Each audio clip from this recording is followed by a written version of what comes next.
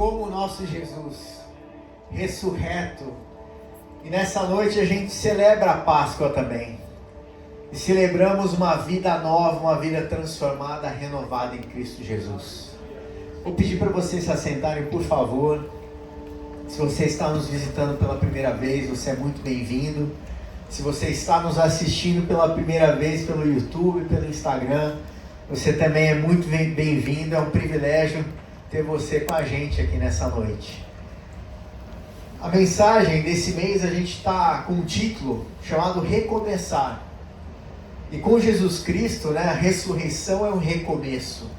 Jesus Cristo se fez carne, habitou entre nós e nos trouxe, através do seu sacrifício na cruz e ressurreição, a oportunidade de termos acesso ao Pai, de termos uma vida eterna. E o título da mensagem nessa noite é Uma Vida Sem Culpa. Mas o que significa isso, uma vida sem culpa? Quando nós temos Jesus Cristo conosco, Ele nos capacita a viver uma vida sem culpa. Uma vida ressurreta, uma vida transformada, uma vida nova em Jesus Cristo. E o que eu queria falar nessa noite no início é um pouco sobre esse sentimento. O primeiro ponto dessa mensagem é que a culpa é um sentimento.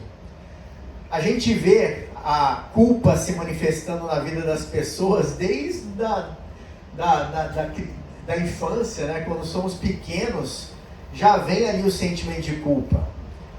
De uma maneira às vezes mais forte, de uma maneira mais fraca, todo ser humano tem um sentimento de culpa. A gente vê a manifestação do sentimento de culpa de diversas formas na nossa vida. Essa semana eu fui no shopping, numa farmácia. Eu estava saindo da farmácia com o meu filho Lucas. A gente comprou um produto. Quando a gente saiu, disparou aquele alarme na saída. Quem aqui já passou por isso, Entra na loja com o produto, esquecem, de tirar a etiqueta. E a gente, quando toca aquele alarme, todo mundo olha para você, Para ver se você está carregando algum produto.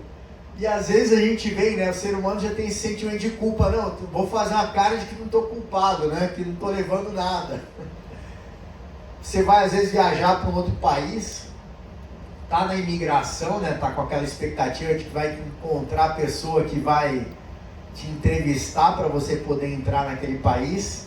Você já faz a sua cara sem culpa, Você não está devendo nada, você não fez nada de errado, você só está indo viajar, mas mesmo assim você fica preocupado. Como te olham, porque você está chegando na imigração, os seguranças já vão olhando para todo mundo, Você não está devendo nada, mas já vem às vezes aquele sentimento de culpa, mesmo você não tendo feito nada de errado. Eu me lembro que em 2000 eu viajei para os Estados Unidos e eu trabalhava numa empresa de consultoria e eles organizaram um evento, eles estavam patrocinando a Maratona de Nova York e eu fui correr essa maratona, representando o Brasil, tinha gente do mundo todo lá.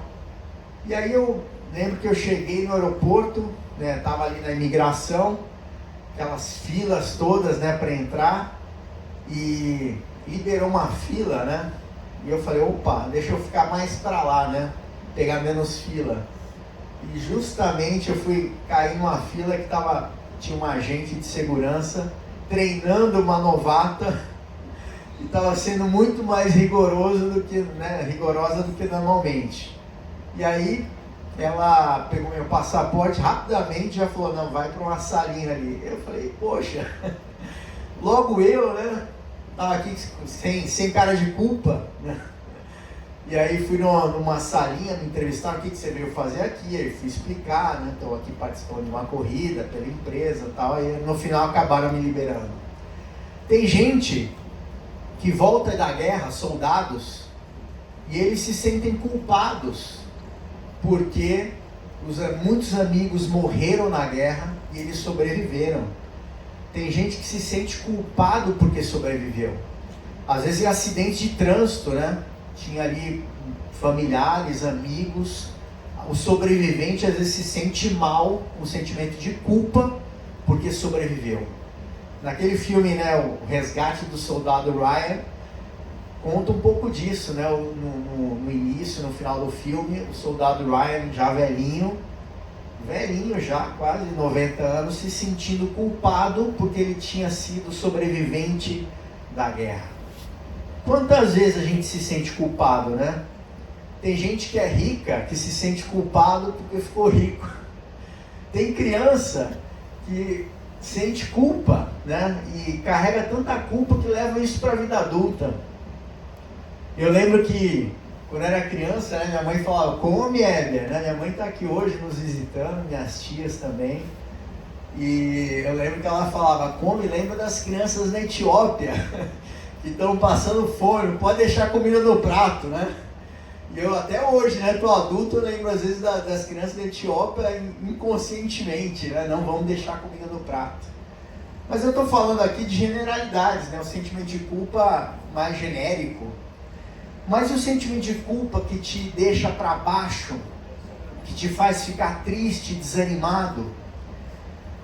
A gente vê tantas pessoas que vivem uma vida amargurada, uma vida triste, uma vida deprimida, porque não conseguem se libertar do sentimento de culpa. Sentimento de culpa por causa do pecado, por causa dos erros cometidos. Tantos sentimentos de culpa. E esse sentimento de culpa a gente vê que começa desde o início ali da humanidade, desde a criação. Quando Deus criou Adão e Eva, Ele falou para Adão e Eva, olha, vocês podem comer todos os frutos de todas as árvores que estão no jardim, menos da árvore do conhecimento do bem e do mal. É interessante que Deus não proibiu que Adão e Eva comessem do fruto da árvore da vida, que era uma das árvores, né, especiais que tinham ali, essas duas, a árvore da vida e a árvore do conhecimento do bem e do mal. Só que Deus só falou, não coma da árvore do conhecimento do bem e do mal. Quando as pessoas têm conhecimento do bem e do mal, você vê uma criança, né, pura, está crescendo, ela não sabe o que é certo e o que é errado. Os pais é que vão dizendo, ó, não pode fazer isso. Vai numa loja, não pode pegar, isso pertence a outra pessoa. Pega o brinquedinho do amigo, não é seu. E a gente começa a aprender o que é certo e o que é errado. Dizem até que tem certas culturas, né, de alguns índios, né, tribos, que as pessoas não têm nem tanto esse sentimento de culpa, porque não tem muita regra, né? E simplesmente as pessoas vão vivendo. Mas é interessante que quanto mais o cristão se aproxima de Deus, ao mesmo tempo que a gente passa a pecar menos, porque estamos mais e mais próximos de Deus, caminhando com Jesus e aprendendo dele a cada dia, ao mesmo tempo, quando nós erramos e pecamos, o sentimento de culpa às vezes é muito mais forte do que aquela pessoa que não tem essa consciência cristã de que certas coisas são erradas, que certas coisas não posso fazer. Tem aquele versículo na Bíblia que diz que todas as coisas me são permitidas, são lícitas, mas nem todas as coisas convêm. Quanto mais caminhamos com Deus, mais a gente vai aprendendo, isso daqui é certo, isso é errado.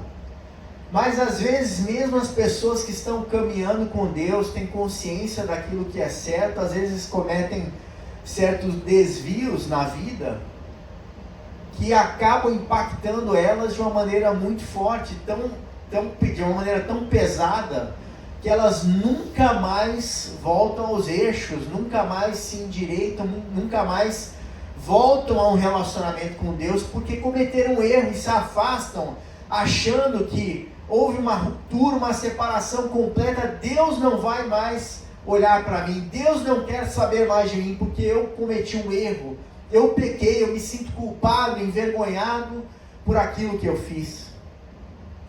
Deus tem um padrão de conduta. Quanto mais nós estamos caminhando nesse padrão de Deus, que está retratado na palavra dele, tantos ensinamentos, tantos princípios, quanto mais nós observamos os princípios da palavra de Deus, mais nós nos enquadramos, né, nesse padrão celestial, nesse padrão de Deus. E quando o pecado vem, acontece essa ruptura, né? O pecado é um desvio, né? É um desvio de conduta, você está caminhando no padrão, mas nós não somos perfeitos, só Jesus foi perfeito. E quando nós saímos da linha, né? Pecamos, nós podemos ter essa convicção que através de Jesus Cristo os nossos pecados são perdoados. Eu estava lendo um livro, né, onde estava falando que a culpa é diferente da vergonha. E quando a gente se refere à culpa é eu fiz algo ruim, fiz algo que não deveria ter feito, algo ruim. E já a vergonha é eu sou mau, sou sujo. As pessoas, quando se sentem envergonhadas por um pecado cometido, por um erro, se sentem às vezes tão sujas, tão incapazes agora de voltar a um relacionamento com Deus. Isso vai afastando elas mais e mais. A culpa é esse sentimento que faz com que a gente, às vezes, por conta de vícios, de erros, de pecados, pessoas que se sentem mal porque tomaram decisões erradas na vida, e às vezes já foi uma decisão tomada há 20, 30, 40 anos atrás, e a pessoa até hoje se sente culpada pelo que fez lá atrás. Coloca o foco na culpa, em vez de colocar o foco no Deus que é poderoso e capaz de nos perdoar, nos purificar de toda a iniquidade. E a palavra de Deus em 1 Pedro capítulo 5, versículo 8, Pedro estava falando sobre o nosso inimigo, o diabo. Parece que o diabo, ele quer pegar as culpas, né, as vergonhas que passamos, os nossos erros, e quer reverberar de tal forma, né, fazer um amplificador, para que a gente se sinta diminuído, fracassado, derrotado. E 1 Pedro 5,8 fala que o diabo, ele anda ao redor, né? Bramando como o leão. Ele brama como? Ele não é o leão, mas ele tenta se parecer como o leão, com um rugido forte, tentando fazer com que o seu erro, a sua culpa, tome uma proporção gigantesca. Não tem erro, não tem culpa que chegue perto do tamanho de Jesus Cristo. Nada se compara a Jesus Cristo. Jesus Cristo é muito maior do que a sua culpa, do que o seu erro, e a capacidade de te perdoar, de transformar a sua vida, de te renovar, é infinita. As misericórdias do Senhor se renovam a cada manhã. A Bíblia diz que elas são a causa de não sermos consumidos. Quantas vezes a gente vai, né, à presença de Deus envergonhado, tímido, mas nós não chegamos na presença de Deus pelo que somos, por nós mesmos, mas por causa de Jesus Cristo.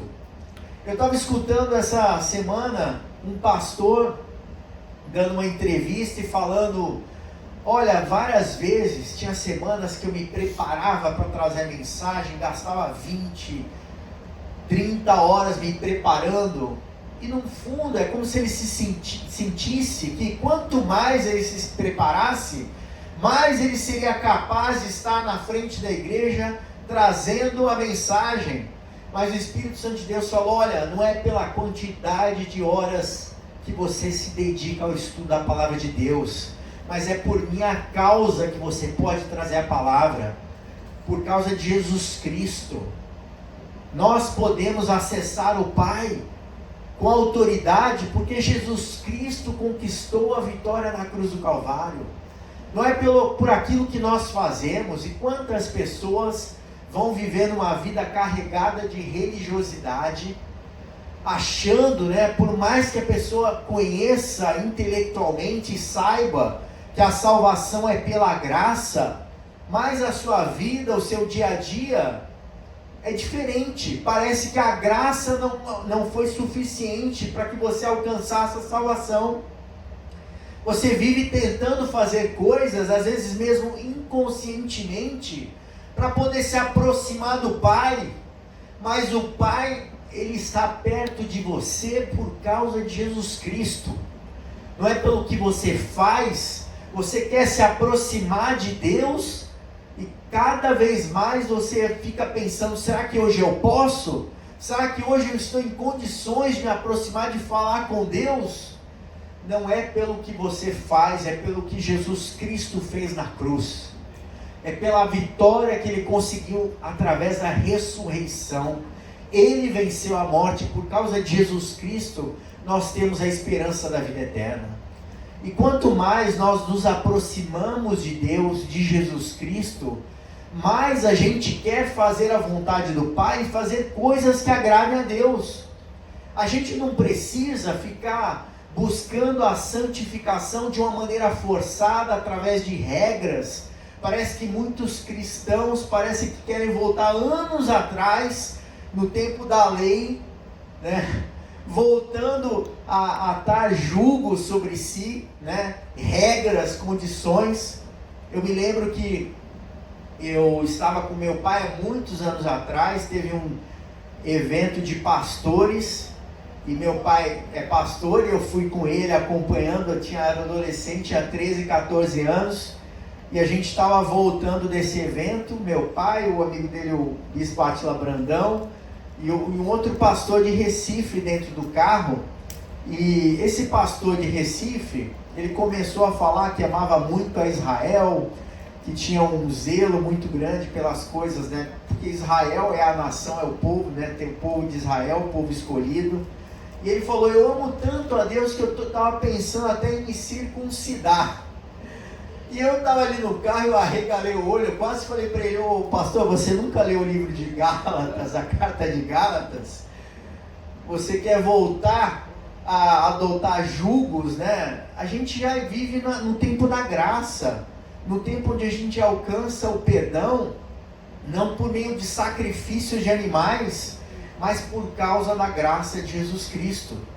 E muitas pessoas inconscientemente tentam fazer coisas para alcançar a misericórdia, mas a misericórdia já foi alcançada através de Jesus Cristo. Quando nós estamos carregados de culpa, 3 coisas acontecem. Primeiro, a gente fica vulnerável ao perfeccionismo.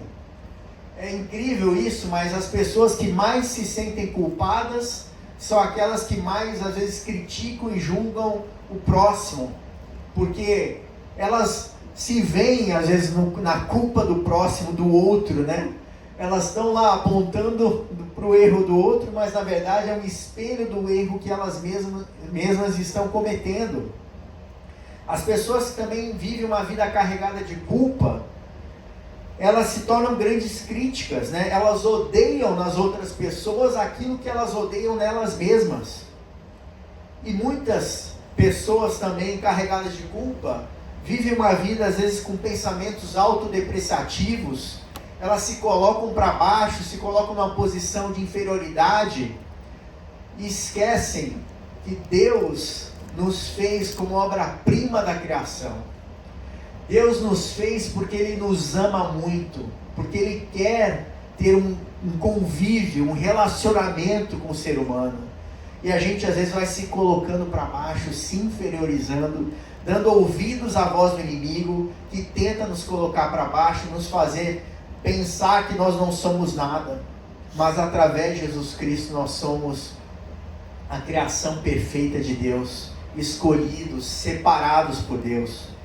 Em Romanos 7, nos versículos 24 a 25, é muito interessante que o próprio apóstolo Paulo, às vezes, enfrentava esse tipo de conflito na vida dele. Ele diz, né, miserável homem que sou, quem me livrará deste corpo de morte? Quando ele está falando isso, ele estava se referindo à natureza humana, porque nós somos carne e osso, e temos a propensão ao pecado. E Paulo estava falando sobre isso. Miserável homem que sou, quem me livrará deste corpo de morte? Mas ele conclui, dou graças ao nosso Senhor Jesus Cristo, graças a Deus por Jesus Cristo nosso Senhor. Jesus Cristo nos capacita a viver uma vida de santidade. Pode parecer contraditória, mas como se eu sou pecador, posso viver uma vida de santidade? Não é contraditório, porque a Bíblia diz que o sangue de Jesus Cristo nos purifica de todo pecado. E nós somos santificados através de Jesus Cristo. E quando vivemos uma vida de relacionamento com Deus, nós aprendemos a perdoar a nós mesmos, porque Jesus Cristo te perdoa. Por que você não está se perdoando sobre erros que você cometeu? Por isso que o segundo ponto dessa mensagem é a confissão é um instrumento de transformação. A Bíblia fala lá em Provérbios que a pessoa que encobre as suas transgressões, os seus erros, nunca prosperará, mas aquele que confessa e deixa alcança a misericórdia. Quando nós confessamos, criamos o hábito de confessar os pecados, a gente vai ficando também mais antenado, mais atento e menos propenso a cometer erros. Porque se você vai vivendo uma vida, comete pecado, não está nem aí, você vai ficando frio, né, na sua percepção espiritual, de entender que, olha, eu preciso voltar ao relacionamento com Deus. Não é normal para o cristão viver uma vida de pecado. Eu gosto muito do livro do autor, né, Watchman Nee, que ele escreveu um livro chamado Uma Vida Cristã Normal. Como se viver em santidade fosse o normal, e viver em pecado é algo anormal. Deus nos chamou para viver uma vida de santidade. Mas o que é viver uma vida de santidade? É viver uma vida buscando caminhar de acordo com o padrão que Deus estabeleceu para cada um de nós. Deus tem um padrão, e o padrão de Deus está na palavra dele, com princípios. Esses dias eu estava escutando também uma mensagem, acho que foi o Thiago Brunet falando sobre empresários que são prósperos porque observam princípios da palavra de Deus, mesmo não sabendo, às vezes até que está observando princípios da palavra de Deus. Inconscientemente alcançaram prosperidade financeira porque observaram princípios da palavra de Deus. Quantos princípios nós temos na palavra de Deus que nos ajudam a caminhar uma vida abundante, uma vida feliz, uma vida de paz? São tantos princípios, tantas verdades, e quanto mais a gente observa esses princípios, mais nós somos cheios de fé, porque a palavra de Deus diz que a fé vem pelo ouvir e o ouvir pela palavra de Deus. Se você quer fé para enfrentar os desafios que você tem pela frente, busque a presença de Deus, lendo a palavra de Deus e absorvendo esses princípios para a sua vida, porque a sua fé será fortalecida e você vai ter fé para acreditar naquilo que Deus é poderoso para fazer na sua vida, porque a fé vem pelo ouvir e ouvir pela palavra de Deus. A palavra de Deus em 1 João capítulo 1, versículo 9 diz assim: se confessarmos os nossos pecados, Ele é fiel e justo para perdoar os nossos pecados e nos purificar de toda injustiça. Jesus te perdoa quando você confessa. A palavra de Deus é clara, você tem que abrir a sua boca e confessar o seu pecado. Tem um salmo de Davi que ele chega a dizer: Pai, né, Senhor, perdoa os pecados que me são ocultos, porque nós pecamos tanto, cometemos tantos erros. Por isso que a confissão tem que ser um hábito. Quando você está na sua casa à noite, antes de dormir, faça uma reflexão sobre o seu dia. O que você fez naquele dia? Será que você fez alguma coisa que entristeceu a Deus? Que você lembre que o Espírito Santo de Deus nos convence do pecado, dos erros. E Ele vai te fazer saber quando você errou, quando você pisou na bola, quando você saiu daquilo que era o propósito de Deus para a sua vida. Crie o hábito de se confessar a Deus, de falar com Ele: Deus, eu errei nesse dia, me ajuda a mudar, me ajuda a não cometer mais esse pecado, me ajuda a ser mais amoroso com as pessoas com quem eu me relaciono ao longo do dia, me ajuda a trazer uma palavra de paz, a não ficar proferindo palavras de rancor, de mágoa, de raiva. Você vai se expressando, falando com Deus, e Deus que te ama, quer te aperfeiçoar. Deus não quer que você viva uma vida aqui na terra de sofrimento, andando fora da linha, mas Deus quer que você ande de acordo com os princípios dele, de acordo com a sua palavra. Ele quer te aperfeiçoar a cada dia, e Ele faz isso. Mas para isso você precisa ter comunhão, relacionamento com Deus a cada dia, e a confissão é parte do relacionamento com Deus. Quando o povo de Israel, a gente está falando, celebrando essa noite a Páscoa, o povo de Israel ficou 430 anos escravos no Egito. E o povo de Israel estava tão acostumado a ser escravo, que isso acabou se incorporando à identidade deles. Quem é você? Eu sou escravo. E tem pessoas que falam, quem é você? Inconscientemente, eu sou pecador, eu sou falho, eu não presto, eu sou assim mesmo, eu não vou mudar. Mas isso é a identidade do passado, do velho homem. Deus te deu, através de Jesus Cristo, uma nova identidade. E assim como o povo de Israel, que ficou 430 anos escravo no Egito, eles tinham acabado assimilando uma identidade que não era a identidade que Deus tinha como propósito para o povo de Israel, mas eles assimilaram aquilo. E é interessante que quando eles saem, do tempo no deserto, entram na terra prometida, Deus chama Josué e dá uma ordem. Ele dá uma ordem para que todo o povo, todo homem, fosse circuncidado, marcando essa nova geração que ia entrar na terra prometida. E isso é uma analogia com o tempo da graça. É um tempo novo. O velho ficou para trás, o período de escravidão do pecado, de culpa, de ressentimento, de vergonha. Você não é mais escravo do pecado. Você está agora no tempo da graça. Jesus te chama para uma aliança com Ele. E a circuncisão representava essa aliança. E nós hoje temos uma aliança não de sangue, como a circuncisão, mas de sangue através de Jesus Cristo. Uma aliança nova, uma aliança redentora, uma aliança transformadora. Você tem uma aliança com Jesus Cristo. Imagine só, hoje a gente está tendo aquela guerra lá entre a Ucrânia e a Rússia, e uma grande discussão com relação às alianças. A Ucrânia querendo entrar na OTAN, mas ninguém deixa. Se entrar a essa altura do campeonato, vai dar ruim, não pode. E aí a OTAN fica municiando os ucranianos com armamento, É uma forma indireta de participar da guerra. E aí tem essa discussão, quem é aliado de quem? Quem é aliado dos Estados Unidos, quem é aliado da Rússia? De quem que você é aliado? Saiba que você é aliado de Jesus Cristo. Quando você entrega a sua vida a Ele, você passou a ter uma aliança com Deus Todo-Poderoso. Uma aliança com o reino mais poderoso do universo, que é o reino de Deus. Você passa a fazer parte desse reino. Você se coloca a serviço desse reino. Você é um soldado desse reino. E quando você se torna parte do reino de Deus, você tem direito às bênçãos que estão reservadas para os filhos de Deus na palavra dele.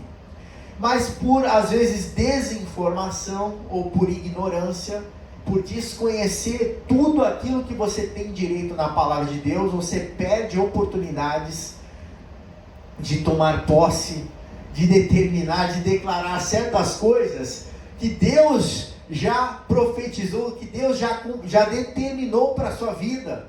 E a gente às vezes deixa de aproveitar coisas que Deus quer estar nos oferecendo, declarando na palavra dele, porque a gente desconhece. Por isso que precisamos entender a palavra de Deus e estudar a palavra de Deus, porque a palavra de Deus é vida, e através da palavra de Deus a nossa fé é fortalecida mais e mais. Em Josué capítulo 5, versículo 9, quando o povo de Israel foi circuncidado, os homens que estavam entrando na nova aliança, e detalhe que todo mundo, a primeira geração, não entrou na terra prometida, com exceção de Josué e Caleb, ficaram para trás, porque estavam ainda com a identidade de escravos. Mas todo mundo que entra na nova aliança, entra na terra prometida. Deus trouxe uma mensagem para Josué em Josué 5:9, dizendo assim: então o Senhor disse a Josué: hoje lancei fora a vergonha da sua escravidão no Egito. Hoje nós celebramos a Páscoa, a ressurreição de Jesus Cristo. Hoje Jesus Cristo lança fora a nossa vergonha. No momento em que a gente reconhece por fé, crê no Senhor Jesus Cristo, toda a vergonha fica para trás. E essa mensagem que Deus está dizendo para Josué: hoje lancei fora a vergonha de sua escravidão no Egito. Por isso até hoje aquele lugar se chama Gilgal, que significa lancei fora. Você pode dizer, quando o diabo trouxer acusação sobre a sua vida, querendo te deixar envergonhado, se sentir culpado, fala: Jesus já lançou fora toda a vergonha. Declare: Jesus já me deu uma vida nova com Ele. Eu não aceito qualquer tipo de acusação contra a minha vida. Eu vivo na nova aliança, eu vivo num tempo novo com Jesus Cristo. Eu não aceito nenhum tipo de acusação contra a minha vida, porque você vive uma aliança com Jesus Cristo. E o terceiro ponto dessa mensagem é: Jesus venceu a morte, o pecado e a culpa. Ele venceu a morte, porque se nós não tivéssemos Jesus Cristo como Senhor e Salvador das nossas vidas, se Ele não tivesse ressuscitado, nós todos estaríamos condenados à morte. Lá em Gênesis, quando Deus fala com Adão e Eva, para que eles não comam da árvore do conhecimento do bem e do mal, Deus falou com eles, complementou e disse: olha, não comam, porque se vocês comerem, certamente morrerão. Quando Eva comeu do fruto do conhecimento do bem e do mal, que foi o primeiro pecado, porque porque simplesmente comeu o fruto, não, o problema foi a desobediência, que foi o primeiro pecado, né? Desobedeceram. E no final, Deus falou: olha, não comam, porque senão vocês vão morrer. E é interessante, né? Eles não morreram na hora. Eva não caiu dura ali depois que comeu o fruto. Foi morrer muitos anos depois. Mas a morte foi introduzida na terra, na humanidade, por causa do pecado. Pecado é sinônimo de morte. A culpa é como se fosse um filhote do pecado. Aquele sentimento de culpa pelo erro.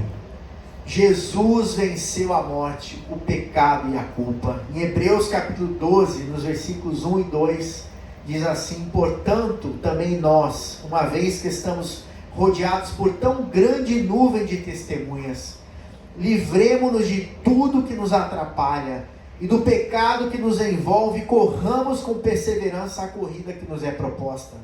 Esse texto é muito lindo, e ele está dizendo que nós estamos correndo uma corrida. E nessa corrida nós estamos rodeados por tão grande nuvem de testemunhas. Esse texto fala também de tantas testemunhas aqui, abarcadas nesse comentário. As testemunhas vivas, pessoas que nós conhecemos, nossos vizinhos, nossos parentes, mas também as testemunhas que já nem viveram, nem estão mais aqui com a gente. Os apóstolos, os profetas, os juízes, os reis, tantas pessoas que vieram antes da gente, tantas pessoas que enfrentaram os desafios aqui de viver aqui na terra, porque aqui na terra nós enfrentamos a cada dia desafios, mas nós temos essa convicção de que estamos andando ao lado de Jesus Cristo, e a morte não tem mais vitória sobre as nossas vidas, a culpa e o pecado também não. E essa passagem vai falando: livremos-nos de tudo que nos atrapalha. Quando você anda na presença de Deus, você ama Jesus Cristo, você quer estar perto dele, e você quer se desvencilhar do pecado, não porque você tem medo de ir para o inferno, mas porque você ama Jesus. Eu sempre escuto, né, aquela história daquele pregador que orava e dizia: Deus, se eu estou te servindo, te buscando, com medo de ir para o inferno, me lança lá, porque eu quero te buscar por amor, não com medo de ir para o inferno. E o cristão tem que ter essa consciência, a gente não tem que ter medo. Nós temos a confiança que Jesus Cristo conquistou a vitória na cruz. Nós temos a autoridade para chegar diante do Pai por causa de Jesus Cristo, não por nós mesmos. Somos imperfeitos, somos falhos, mas Jesus Cristo é perfeito. Quando Jesus, ele morreu naquela cruz, ele carregou sobre si todos os nossos pecados. Imagine todos os pecados que você cometeu desde que você nasceu até hoje. O pecado que você ainda nem cometeu, que você vai cometer, Jesus carregou na cruz.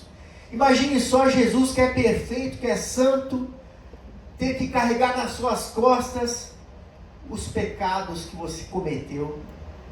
Imagine Deus, que não pode conviver com o pecado, tendo que carregar o pecado da humanidade toda nas costas. E naquele instante, Deus teve que virar as costas para Jesus Cristo, porque Deus não pode conviver com o pecado. É inconcebível, Deus não pode conviver com o pecado. E Jesus Cristo, naquele instante, ele era 100% homem, 100% Deus, mas ele teve que carregar para que nós pudéssemos ter salvação. E ele fala, né? Eli, Eli, lama sabachthani. Meu Deus, por que me desamparaste? Naquele instante teve um silêncio de Deus, porque Deus tinha que trazer o seu Filho ao mundo, como diz João 3,16, porque Deus amou o mundo de tal maneira que deu o seu único Filho, para que todo aquele que nele crê não pereça, mas tenha a vida eterna.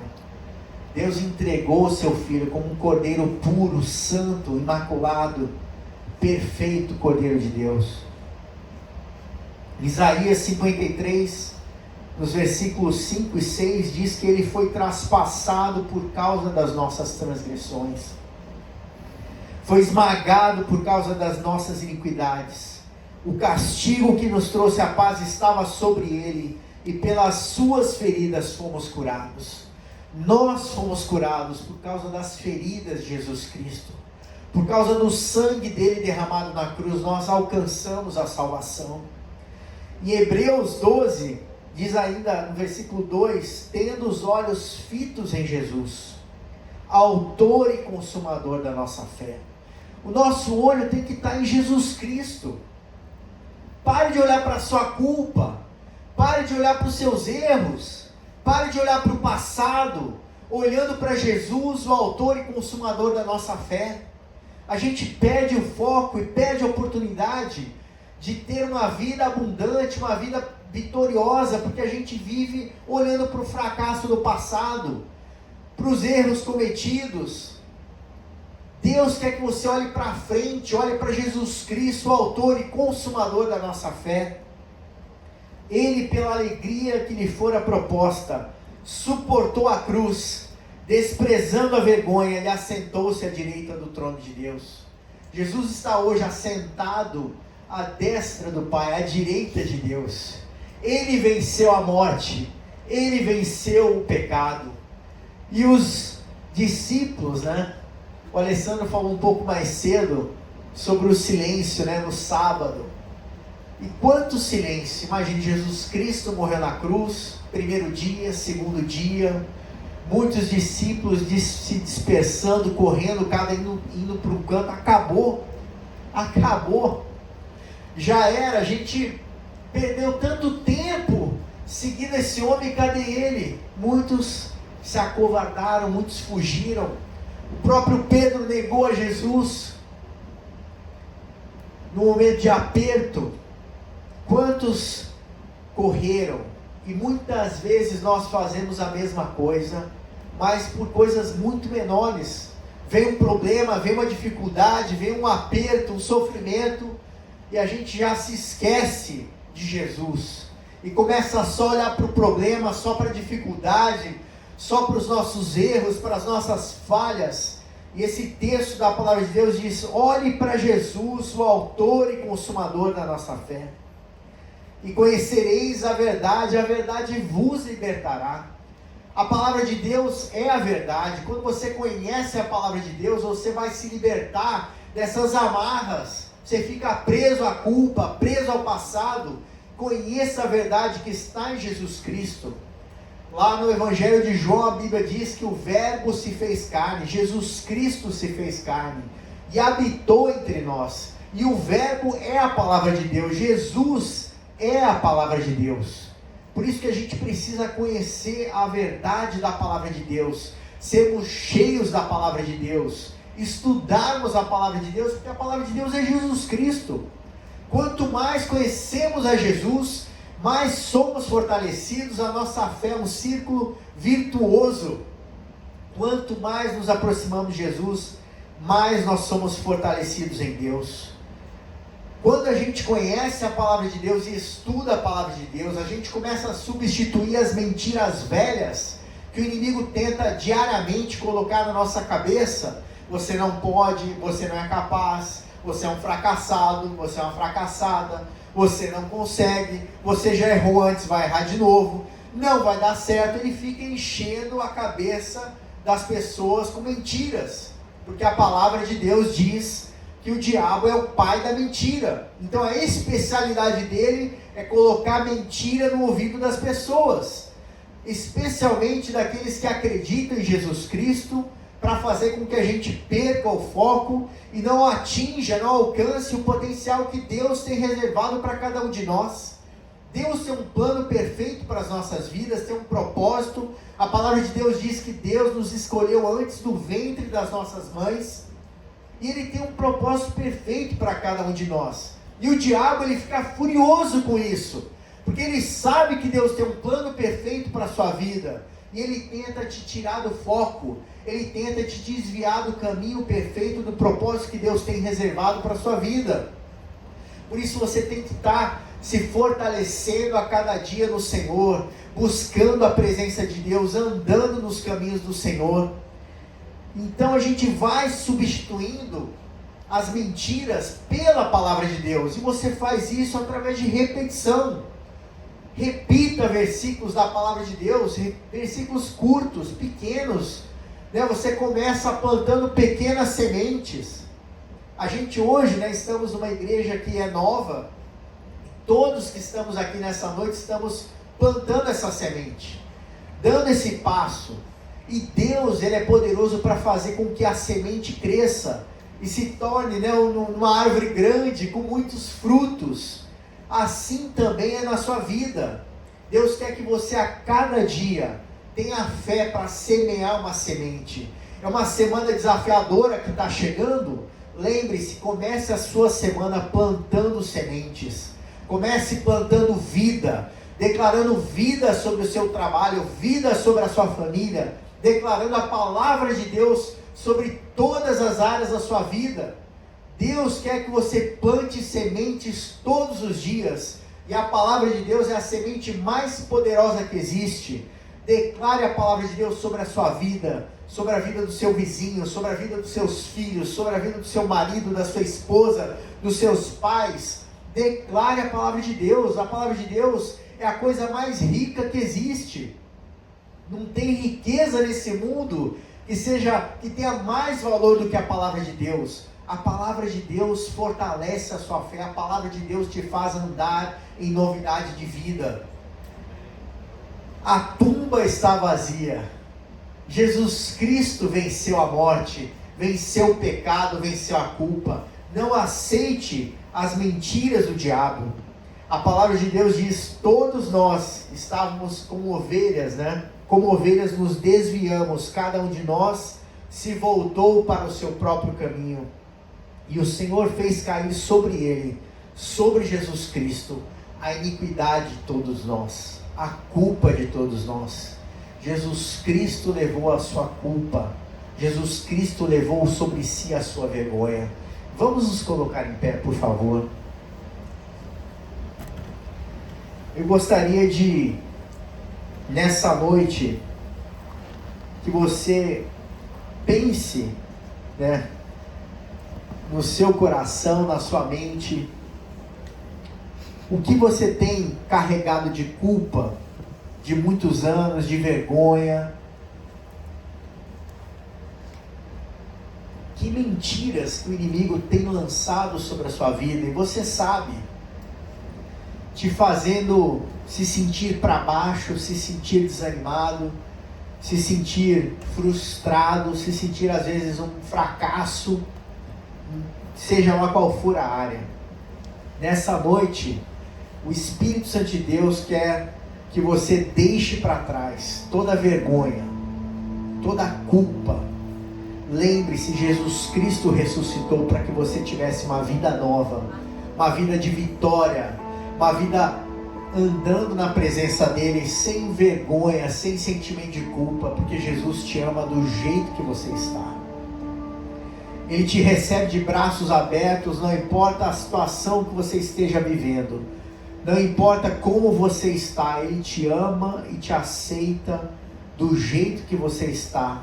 Basta você ter fé para entregar sua vida a Jesus Cristo e ter fé para caminhar uma vida com ele.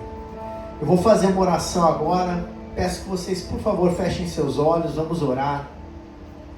Pai querido, nós apresentamos diante de Ti cada vida que está aqui nessa noite, Senhor. Cada vida que está escutando essa mensagem. Só você, Deus, sabe o que se passa em cada coração.